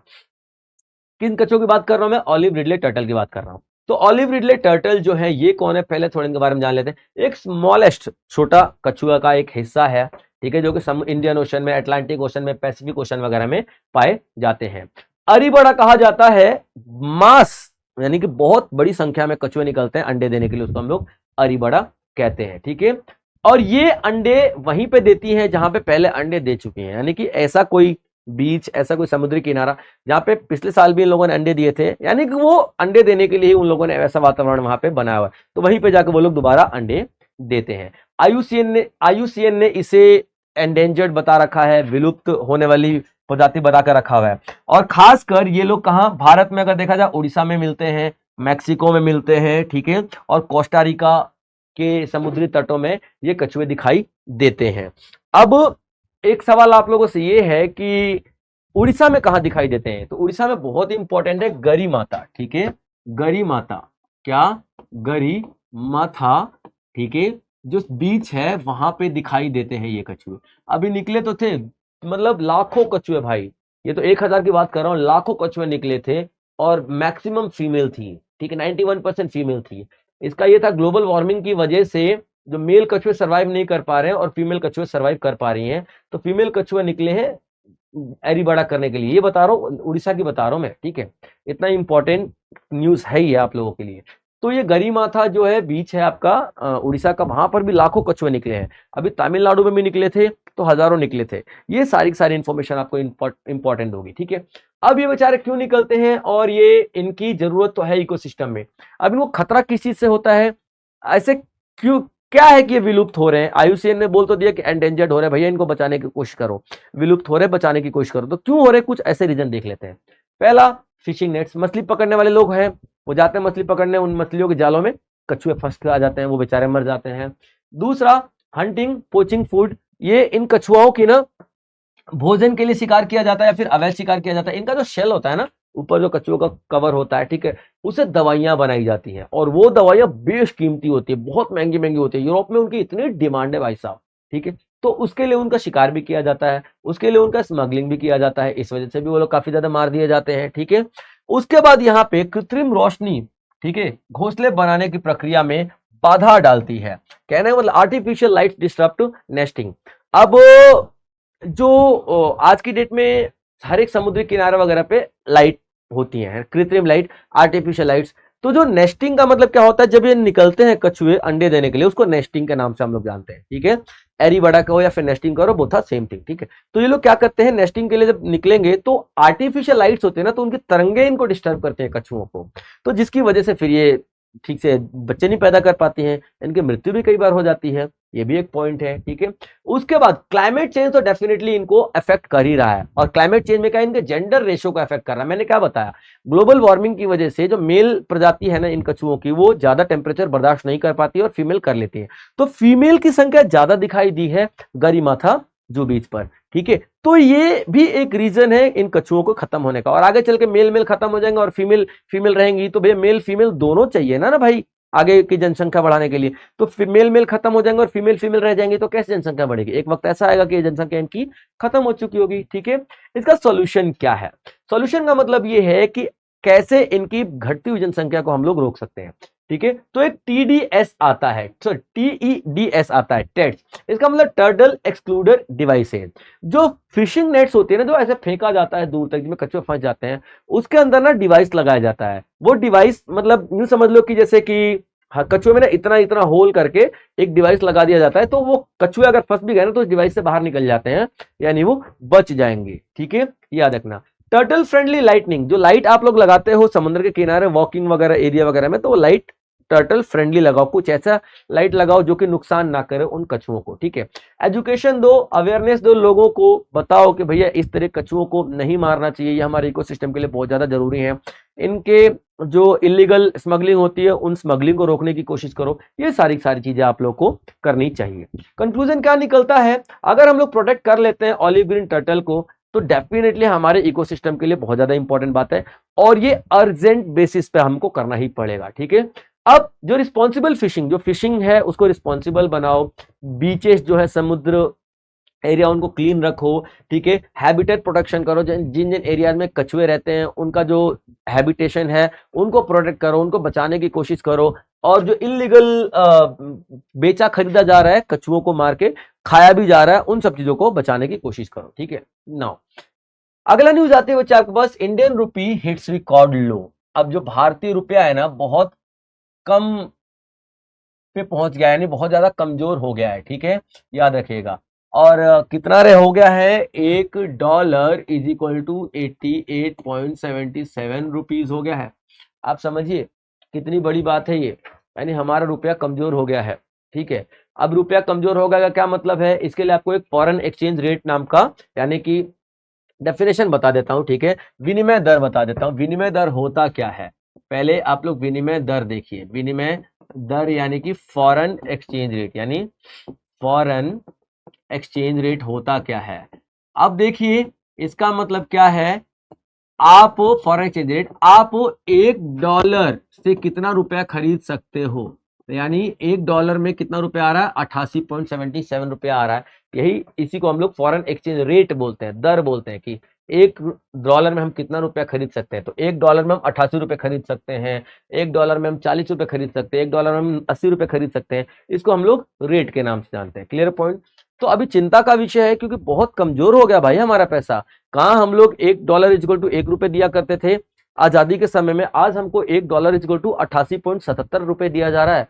ठीक है, तो रुपया कितना कमजोर हो गया ये आपको समझने की जरूरत पड़ेगी। ठीक है, हमारी अर्थव्यवस्था के लिए एक बहुत बड़ी चिंता का विषय है ये।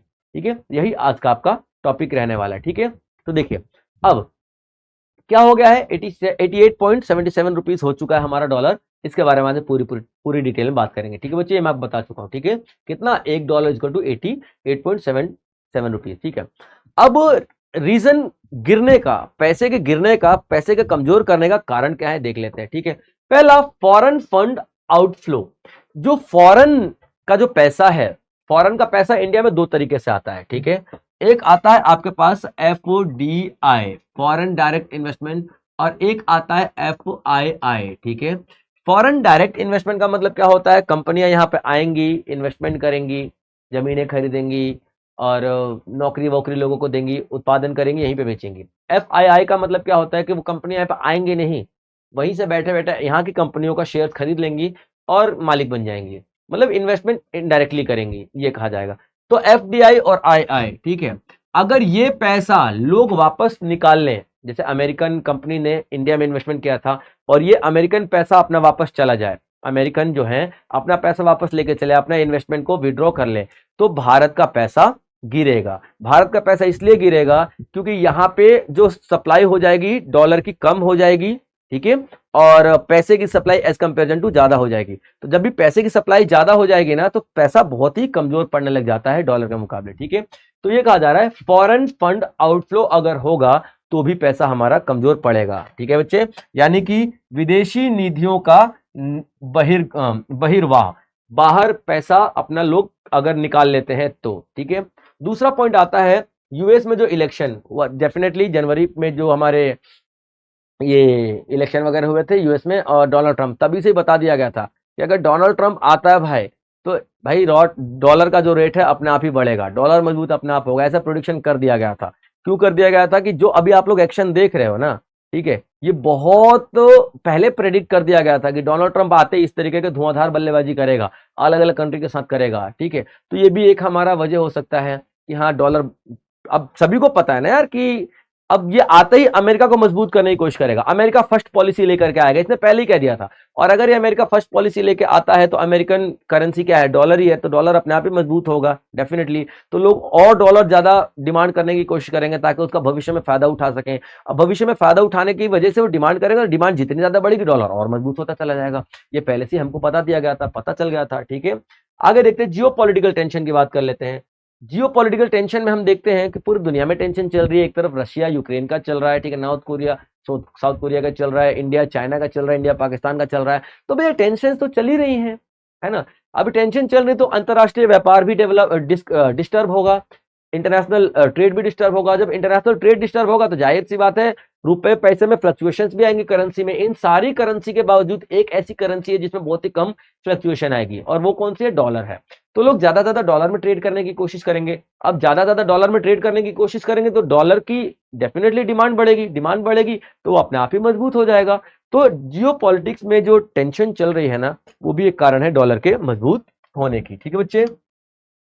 चलिए अब देख लेते हैं इम्पैक्ट क्या पड़ने वाला है। अगर हमारा जो ये $1 इज इक्वल टू 88.77 हो गया है तो क्या असर पड़ेगा, ठीक है।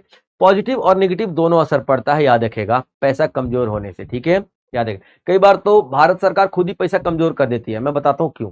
अब देखिए इम्पैक्ट पॉजिटिव असर क्या पड़ेगा, पॉजिटिव असर में एक्सपोर्ट बूस्ट हो जाएगा, एक्सपोर्ट बढ़ेगा, ठीक है। पहला पॉइंट एक्सपोर्ट बढ़ेगा। सर अब एक्सपोर्ट कैसे बढ़ेगा, ठीक है। अब देखिए पहले हम लोग, ठीक है, जब एक्सपोर्ट करते थे तो $1 इज इक्वल टू 60 हमको मिलता था। एक्सपोर्ट का मतलब क्या होता है, एक्सपोर्ट का मतलब सामान हम बेच रहे हैं तो 60 मिलेगा ना $1 के हिसाब से, ठीक है। लेकिन अब उसी डॉलर के लिए हमको कितना रुपए मिलेगा, 88.77 मिलेगा। तो हमको जितना ज्यादा पैसा मिलेगा उतने ज्यादा हम एक्सपोर्ट करेंगे, तो डेफिनेटली एक्सपोर्ट हमारे यहाँ पे बूस्ट होगा, ठीक है। उसके बाद बेनिफिट रेमिटेंस होंगे। बेनिफिट रेमिटेंस वो पैसे होते हैं जो कि फॉरेन से हमारे यहाँ आते हैं। जैसे कि मान लो मेरा भाई यूएसए में जॉब कर रहा है तो घर में पैसे भेजेगा ना, ठीक है। तो जितने भी हमारे इंडियंस होते हैं, एनआरआई होते हैं, वो पैसा भेजते हैं ना भारत के अंदर, उसको हम लोग रेमिटेंस कहते हैं। तो रेमिटेंस में पहले आता था एक डॉलर इक्वल टू 60 अब आएगा $1 इक्वल टू 88.77। तो डेफिनेटली जब पैसा आएगा चाहे वो किसी भी विधि रहेगी तो ज्यादा बन के आएगा। पहले 60 आता था, 50 आता था, अब हमें 88 हो सकता है, आने वाला समय में 100 है। तो इससे हमारा बेनिफिट भी है। लेकिन नुकसान क्या है, नेगेटिव, ठीक है। जिस तरीके से एक्सपोर्ट बढ़ेगा उसी तरीके से यहाँ पे इंपोर्ट की कॉस्ट भी तो बढ़ेगी, ठीक है। यानी कि पहले आप 60 पे करते थे, पे भी तो आपको 88.77 करना पड़ेगा। और सामान जब भारत में महंगा आएगा तो महंगा बिकेगा तो डेफिनेटली महंगाई और बढ़ेगी, है ना। पहले सामान 60 के हिसाब से आता था, 88 के हिसाब से आएगा तो महंगाई बढ़ेगी ना भाई देश के अंदर, तो महंगाई बढ़ेगी, इन्फ्लेशन बढ़ेगा हमारे पास। और जिसकी वजह से जो बाहर से जो हम सामान खरीदते हैं उधार में, ठीक है, तो पहले 60 का उधार बढ़ता था, अब 88 का उधार बढ़ेगा। तो हम फॉरेन डेट में भी धीरे धीरे दब सकते हैं। या जब उधार लेंगे किसी कंट्री से तो, या फिर किसी संस्था से, तो जैसे वर्ल्ड बैंक हो गया, आईएमएफ वगैरह हो गया, तो इनसे अगर उधार लेते हैं हम लोग तो डेफिनेटली हमको ज्यादा पैसा चुकाना पड़ेगा। तो ये एक नेगेटिव पॉइंट भी कह सकते हो आप लोग यहाँ पे, ठीक है। आरबीआई क्या कर सकता है इन सारी चीजों में, तो डेफिनेटली आरबीआई ही सब कुछ कर सकता है, आरबीआई ही सब कुछ करेगा, ठीक है। आरबीआई के पास ऐसे बहुत सारे टूल्स हैं, बहुत सारे टेक्निक्स हैं ताकि इन सब चीजों को कंट्रोल कर सकती है, ठीक है। सबसे पहले आरबीआई क्या करे, डॉलर को सेल करना शुरू कर देगी और रुपीज बाय करना खरीदना शुरू कर देगी। अब आरबीआई जब डॉलर को बेचेगी, है ना, तो डॉलर को जब बेचेगी, याद रखना, ठीक है, तो डॉलर निकलेगा, कहां से निकलेगा, मतलब भारत के बाहर से निकलेगा। ध्यान सुन रहे, सेलिंग डॉलर, अगर मान लो आरबीआई के पास कितना $100 है, ठीक है, $100 आरबीआई के पास है, आरबीआई इसको बेचती है, ठीक है, आरबीआई इसको बेच देती है, लोगों के पास बेच देती है, यानी पब्लिक के पास कितना चला गया, $100 चला गया।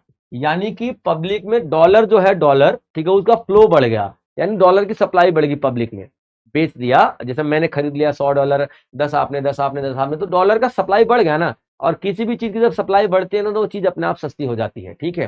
तो डॉलर से पैसा खरीदेगी आरबीआई, ठीक है। तो पैसा इकोनॉमी में हो जाएगा कम और डॉलर हो जाएगा ज्यादा। तो कोई भी चीज जब ज्यादा हो जाती है, बढ़ जाती है, आम के सीजन में आम सस्ते क्यों हो जाते हैं, क्योंकि आम बढ़ जाते हैं। तो जब डॉलर का फ्लो ज्यादा बढ़ जाएगा तो ऑब्वियस सी बात है डॉलर अपने आप ही सस्ता हो जाएगा। तो आरबीआई ऐसे काम करती है, ठीक है बच्चे, याद रखेगा।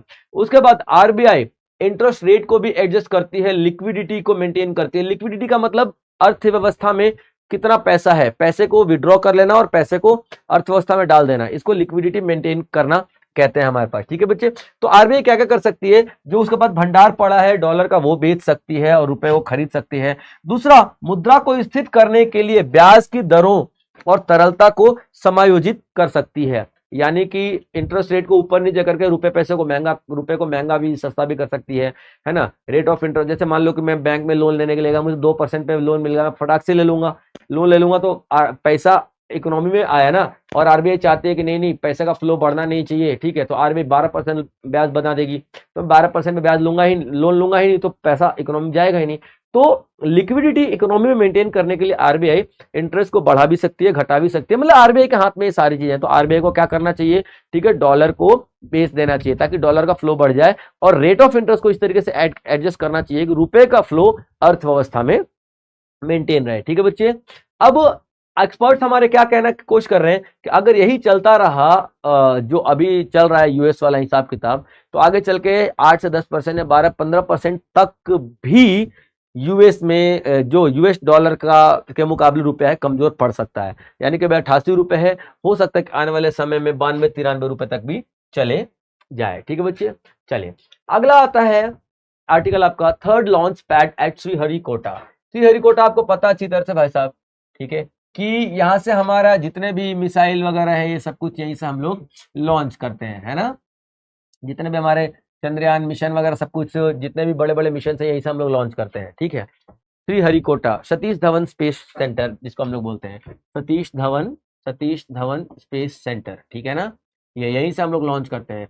तो यहाँ पे ना 2 लॉन्च पैड है, 2 लॉन्च पैड है। लॉन्च पैड का मतलब क्या होता है, जिससे मिसाइल वगैरह रख के लॉन्च किया जाता है, जहां से लॉन्च किया जाएगा। ये तो जगह का नाम हो गया श्रीहरिकोटा, और स्पेस सेंटर का नाम क्या है, सतीश धवन स्पेस सेंटर। यहाँ पे 2 लॉन्च पैड अभी तक थे, ठीक है, ये बता रखना कितने, 2 लॉन्च पैड थे।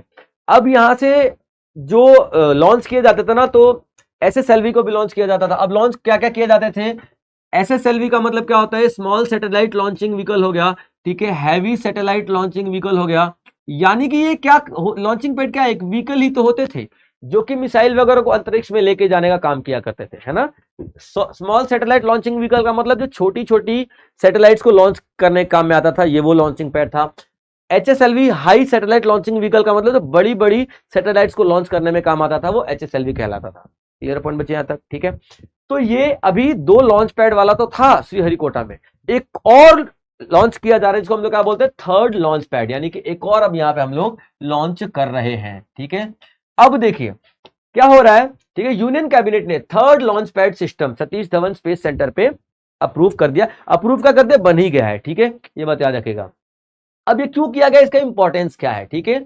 जो ये next generation launching vehicle, next generation का मतलब क्या होता है, ज्यादा बड़ी बड़ी सैटेलाइट्स बनाई जा रही हैं, ज्यादा बड़े बड़े मिशन लॉन्च किए जा रहे हैं, तो उनके लिए और ज्यादा अच्छी टेक्नोलॉजी वाली हमें लॉन्च पैड की जरूरत पड़ेगी, तो वो हमने यहाँ पे बना दिया है, ठीक है, जिसकी कैपेसिटी बहुत ज्यादा बढ़ जाएगी। अब कैपेसिटी की बात करें तो जो दोनों को दोनों लॉन्चिंग पैड थे ना, ये साल में 20 से 25 लॉन्चिंग कर पाते थे। किसके, स्मॉल सैटेलाइट लॉन्चिंग व्हीकल और हाई सैटेलाइट लॉन्चिंग व्हीकल, जो हैवी सैटेलाइट लॉन्चिंग व्हीकल मिला के। अब ये जो थर्ड वाला है ना, ये किसके लिए, सिर्फ स्मॉल सैटेलाइट लॉन्चिंग व्हीकल के लिए, ठीक है, स्मॉल सैटेलाइट लॉन्चिंग व्हीकल के लिए है, याद रखना, ठीक है, ये तीसरा वाला, और ये साल में 25 लॉन्चिंग दे देगा। तो ये जो बाकी के जो लॉन्चिंग पैड है, इनसे वजन कम हुआ, लोड कम हुआ ना, क्योंकि अब जो स्मॉल सैटेलाइट लॉन्चिंग व्हीकल वाला है, अब वो यहां से लॉन्च किए जाएंगे, यानी कि ये बिल्कुल खाली हो जाएगा, यानी 20 से 25 सिर्फ हैवी सैटेलाइट लॉन्चिंग व्हीकल को ही मतलब लॉन्च करेगा, सैटेलाइट्स को ही लॉन्च करेगा, और ये छोटे छोटे वाले को लॉन्च किया करेगा, ठीक है। तो ये कैपेसिटी भी एक तरीके से बढ़ा रहा है, ठीक है, इंडिया की लॉन्चिंग कैपेसिटी बढ़ा रहा है, ठीक है। उसके बाद हम यहाँ पे देखिए, मैं बता चुका आपको 25 लॉन्चेस वगैरह किया करते थे, और ये स्मॉल सैटेलाइट लॉन्चिंग व्हीकल के लिए तीसरा वाला यहाँ पे बनाया गया है। अब देखते हैं आगे और भी क्या क्या बेनिफिट्स है इसके।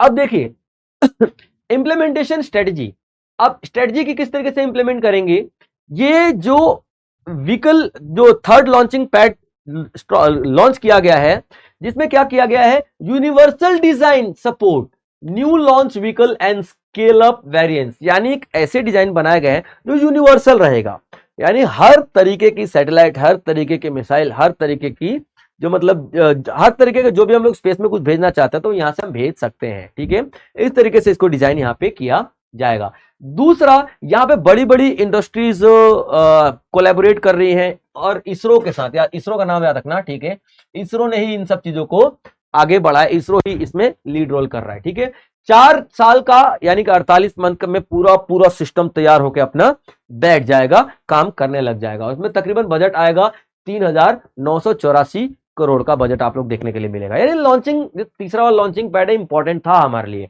हमारे पास स्पेस मतलब जगह ही नहीं थी कि हम कहां से लॉन्च करें। ठीक है, लेकिन अब हमारे पास जगह है कि हम यहां से लॉन्च कर सकते हैं। ठीक है बच्चे, देखिए और कंक्लूजन क्या निकलेगा? कंक्लूजन सीधी सी बात यही है कि जो तीसरा लॉन्चिंग पैड है वो हमारी लॉन्चिंग कैपेसिटी को बढ़ा रहा है, इंडिया की ताकत को पूरी दुनिया में दिखा रहा है कि देखो भैया हमारे पास एक था, फिर 2 हुए, फिर अब 3 लॉन्चिंग पैड हो गया हमारे पास, और ये श्रीहरिकोटा में ही हो रहा है। ये पॉइंट याद रखना, क्लियर पॉइंट बच्चे यहाँ पे।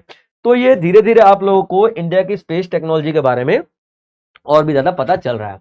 अगला आर्टिकल आता है temple reforms and Shri Narayan गुरु धर्म परिपालना मूवमेंट, यानी मंदिर सुधार और श्री नारायण गुरु धर्म परिपालन आंदोलन। अब ये क्या है मंदिर सुधार आंदोलन और ये क्या है श्री नारायण गुरु धर्म परिपालन आंदोलन, और ये न्यूज में क्यों है? देखिए यहां पे आपको एक अजीब सा न्यूज मिलेगा कि एक मंदिर है यहाँ पे, ठीक है, और वहां पे एक मठ है, शिवागिरी मठ। ठीक है, एक मंदिर में शिवागिरी मठ है। मठ पता है ना क्या, जहाँ पे जोगी लोग होते हैं, साधु लोग होते हैं, उसको मठ बोलते हैं। तो ये शिवागिरी मठ जो है केरला में, ठीक है, इसने क्या सजेशन दिया है कि ending the custom of the male devotees removing shirt in temples calling it outdated. Sivagiri Mutt ने केरला में क्या कहा है, ध्यान सुनिएगा, पुरुष श्रद्धालुओं द्वारा कमीज उतारने की प्रथा को पुराना बताते हुए समाप्त करने का अनुरोध किया गया है। यह कहा गया है कि एक हमारे मंदिरों में एक प्रथा है कि पुरुष जब जाएंगे ना तो अपनी शर्ट उतार के जाएंगे, नंगे बदन जाएंगे। ठीक है, तो यह प्रथा बहुत पुरानी हो चुकी है, अब इस प्रथा की जरूरत नहीं है, इस प्रथा को रिमूव कर दिया जाए। ऐसा किसने कहा है? तो शिवगिरी मठ ने कहा है। ये बात आप लोग ध्यान रखना, इसलिए काफी ज्यादा चर्चे में है ये विषय। ठीक है, अब देख केरल के मुख्यमंत्री ने भी इसका सपोर्ट किया है कि भाई सही बात है यार। अब देखो मंदिर में क्या हो रहा है कि बहुत सारी फीमेल भी आ रही हैं, औरतें भी आ रही हैं, लड़कियां भी आ रही हैं, और पुरुष लोग अपना शर्ट उतार के उस मंदिर में जा सकते हैं। अब पूजा तो करना है यार, पूजा करेंगे, डेफिनेटली पूजा करनी पड़ेगी, भगवान है। ठीक है, तो श्रद्धा है, तो जब हम पूजा करने जाएंगे शर्ट उतारेंगे और वहां पे औरतें भी हैं, सभी है, तो क्यों ये प्रथा को चलाया जाए? इस तरीके की मांग उठी है। ठीक है, और किसने उठाया? याद है, शिवगिरी मठ ने उठाया है, और सीएम साहब ने भी इस बात को सपोर्ट किया है। और सीएम साहब ने यहाँ पे क्या किया है, ये जो आंदोलन है ना, सीएम साहब ने कहा है कि ये बिल्कुल सही है, बिल्कुल सही, पुरुष लोग अब शर्ट उतार के नहीं, शर्ट पहन के ही जाएंगे, और ये मैं इसलिए सपोर्ट कर रहा हूं, ऐसा सीएम ने कहा है क्योंकि ये एक आंदोलन हुआ था, श्री नारायण गुरु धर्म परिपालन आंदोलन, उस आंदोलन से मिलता जुलता आंदोलन है, उस आंदोलन से मिलता जुलता आंदोलन है। तो ये आंदोलन क्या था, थोड़ा अब देख लेते हैं, उसके बाद देखेंगे कि सीएम ने इसको इससे क्यों जोड़ कर रखा हुआ है। देखिए बहुत पहले, ठीक है, बात करते हैं तकरीबन 19वीं सेंचुरी वगैरह की, तो एक एजावा, एक जनजाति हुआ करती थी, एजावा जनजाति हुआ करती थी, याद रखें। ठीक है, कौन सा? एजावा जनजाति हुआ करती थी। वो हमारी जनसंख्या के 26% थी, जिनके साथ बहुत भेदभाव किया जाता था। ठीक है, भेदभाव, छुआछूत करना जाता था, मंदिर में प्रवेश नहीं दिया जाता था उन्हें। तब यहाँ पे जो हमारे गुरुजी हैं, ठीक है, क्या नाम है उनका? ठीक है, नारायण गुरुजी, इन्होंने आंदोलन छेड़ा उनकी जो दशा थी उनको सुधारने के लिए, ताकि उनको मंदिरों में प्रवेश मिले, ताकि इन लोगों को छुआछूत से बाहर निकाला जा सके, और ये एक आंदोलन शुरू किया गया था इन्हीं के द्वारा। ठीक है, याद रखेगा। तो श्री नारायण गुरु जो थे, ठीक है, उन्होंने 1888 में, ठीक है, अरविपुरम में एक शिवलिंग स्थापित करके जनजाति एकाधिकार को चुनौती दी। भाई शिवलिंग बना, ये रहा, नई मंदिर में जाने दे रहे, ये रहे शिवलिंग। ठीक है, अब यहीं पे आप लोग पूजा करो, यही आपका भगवान है। उन्होंने शिवलिंग ही स्थापित कर दिया, अलग ही मंदिर बना दिया, ओपन एकदम, कि भाई आप लोग यहीं पे चलो पूजा पाठ करो। ठीक है, तो किसने किया था? जगत गुरु जी ने किया था। ठीक है, या नारायण गुरु जी ने किया था। क्लियर पॉइंट बच्चे यहाँ पे। अब एजावाओं के उत्थान के लिए 1903 में श्री नारायण गुरु धर्म परिपालन ने, ठीक है, योगम की स्थापना की थी। और योगम एक और मठ है, एक ऐसा ग्रुप है, इन जो लोगों के लिए ही बनाया गया था जिनको दबाया जा रहा जातिवादी के नाम पे, और उनके जो चेयरमैन भी डिसाइड किए गए, उनके जो मैनेजर भी डिसाइड किए गए, ताकि वो एक बड़े संस्थान के रूप में काम कर सके। तो देखिए उसके जो पहले अध्यक्ष है ना, गुरु, ठीक है, उनकी बात करें, वो थे कुमारम, ठीक है, कुमारम उनका नाम हुआ करता था। तो इस तरीके से जो हमारे नारायण गुरु जी ने एक आंदोलन शुरू किया था, और वो आंदोलन इनके मतलब उत्थान के लिए ही था। जो ट्राइब्स थे इनको दबाया जा रहा है, और ये हमारी जनसंख्या के 26% थे भाई। तो उनके उत्थान को जिस तरीके से बढ़ाया गया है, उनके लिए सुधार किया गया है, इसी तरीके से आज की डेट में भी इस मंदिर की प्रथा को बदलने की जरूरत है, जिस तरीके से उस समय नारायण गुरु जी ने इस प्रथा को बदला था, पुरानी प्रथा को, यही कहा जा रहा है। ठीक है, अब देखिए यहाँ पे कुछ कॉन्स्टिट्यूशन का भी हम लोग जिक्र करेंगे कि मंदिरों में प्रवेश वगैरह ना करने के लिए, ठीक है, हमारा संविधान जो है वो भी तो कुछ ऐसे कानून बनाता है। ठीक है, कौन कौन से कानून बनाता है, कौन कौन से हमारे संविधान में आर्टिकल से, देखिए पहला, आई थिंक आप लोग को आर्टिकल समझ में आ गया होगा कि केरल में जो शिव गुरु जो हमारे एक मठ है, उन्होंने ये बताया कि शर्ट पहन के ही आप लोग मंदिर में आओगे पुरुषों के लिए। तो उसका सपोर्ट किया सीएम ने, और सीएम ने किससे जोड़ दिया, नारायण गुरु जी का जो आंदोलन था 1888 में, उससे जोड़ दिया है। ठीक है, अब थोड़ा हम लोग कई एंगल निकल के आते हैं किसी भी आर्टिकल से। तो इस आर्टिकल में कुछ ऐसे हमारे संविधान के अनुच्छेदों का भी जिक्र किया गया, उनकी बात कर लेते हैं। जैसे कि देख लो 14, 15, 16, 25, 26, 46, ये जो सारे के सारे आर्टिकल्स है ना, हमारा राइट, जो हमारा फंडामेंटल राइट है ना, मौलिक अधिकार है ना, उनकी बात करते हैं। राइट टू इक्वालिटी हो गया, राइट टू स्पीच हो गया, यानी कि अभिव्यक्ति का अधिकार हो गया, बराबरी समानता का अधिकार हो गया, धर्म का अधिकार हो गया, ये सब आपको इन सब में बताया गया है। तो भाई साहब, जब हमारा संविधान ने ही इस चीज को मान रखा है, मान्यता दे रखा है, तो आप लोग किस तरीके से मंदिरों में भेदभाव कर सकते हो, ये सारा का सारा आर्टिकल आपको ये बताता है। अब ये जो बात उठी है, अगर मान ली जाती है कि चलो ठीक है भैया, आज के बाद पुरुष शर्ट पहन के ही जाएंगे, तो इसका असर क्या होगा ये देख लेते हैं। ठीक है, इसका असर होगा सोशल ट्रांसफॉर्मेशन होगा, यानी कि सोसाइटी में बहुत ज्यादा परिवर्तन आएगा। उनको देख के और भी मंदिर में जो गलत गलत प्रथाएं हैं वो बदलेंगी, डेफिनेटली सोसाइटी में परिवर्तन तो आएगा ही आएगा। ठीक है, मंदिरों में सुधार होगा।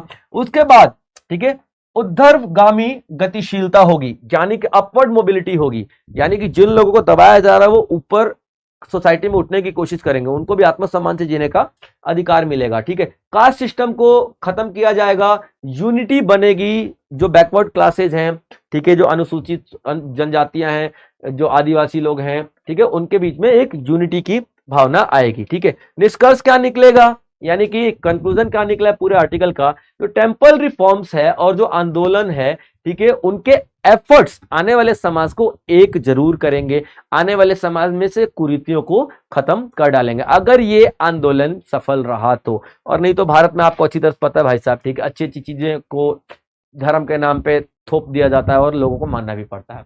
अगला देखिए, इंडस वैली सिविलाइजेशन, यानी कि सिंधु घाटी की सभ्यता की हम बात करेंगे, यहाँ पे इंडस वैली सिविलाइजेशन की बात करेंगे। अब ये क्यों न्यूज में आ गई भाई साहब, ठीक है, तो 1921 में खोजी गई थी पहली बारी, 1921 में भी नहीं भाई, 1826 में।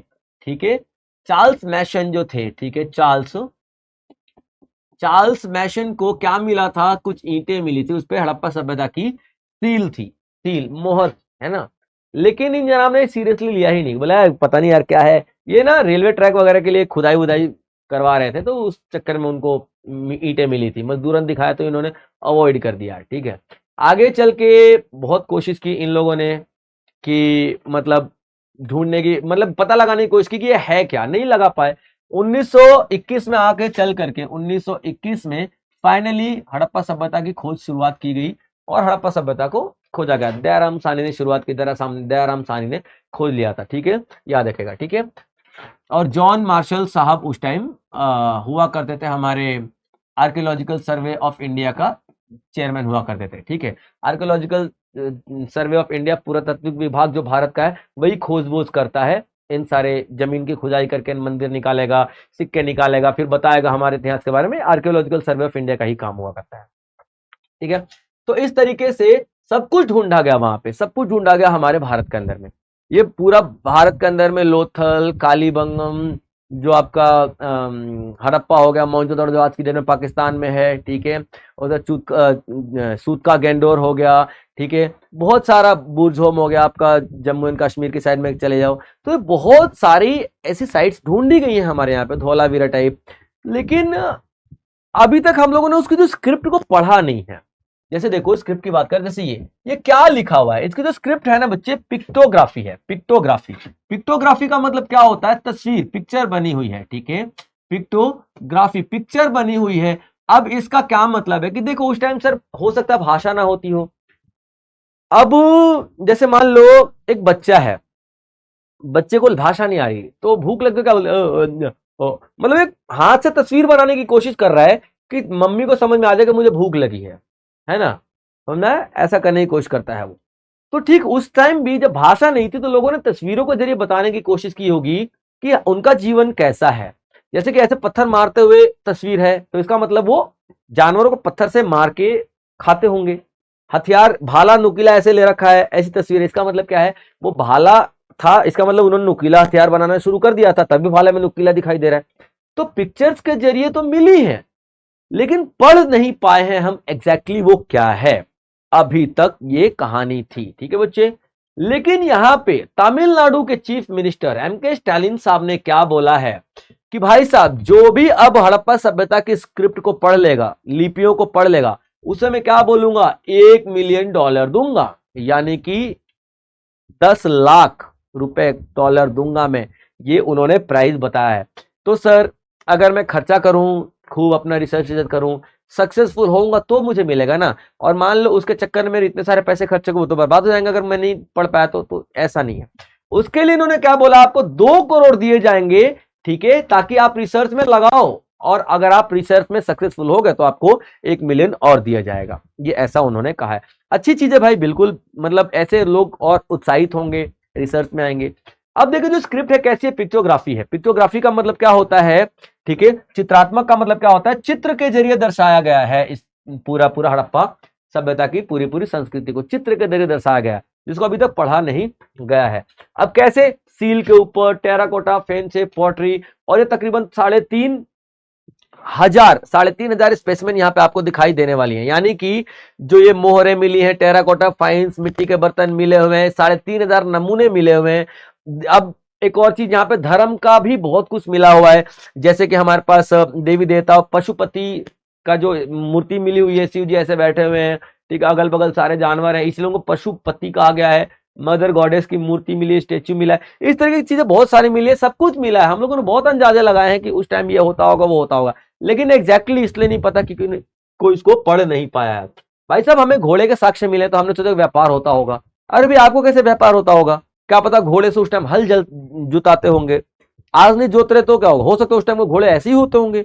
लेकिन हम लोगों ने क्या, आज घोड़ा सामान ढोने काम में आता, उस टाइम भी आता ही होगा, हमने अंदाजा लगाए, लेकिन एग्जैक्ट तब पता चलेगा जब उसको अब पढ़ पाओगे, और पढ़ने के लिए यहाँ पे इनाम रखा गया है तमिलनाडु सरकार के द्वारा, ठीक है बच्चे। चलिए, तो तमिलनाडु सरकार ये क्या कहने की कोशिश कर रही है, ठीक है, ये कह रही है द्रविड़ परिकल्पना का समर्थन करता है। कौन, ये हमारी तमिलनाडु सरकार कह रही है, और सिंधु भाषा को आर्य सभ्यता से पहले की आद्य द्रविड़ भाषा से जोड़ता है। यानी आपका जो आर्य द्रविड़ भाषा है, ठीक है, सिंधु भाषा की पहले की जो सभ्य भाषा है उससे इसको कहीं ना कहीं रिलेट करके जोड़ने की कोशिश कर रहा है। और इसमें भी चुनौतियां क्या क्या आ रही है, सांस्कृतिक और भाषाई संदर्भ का अभाव।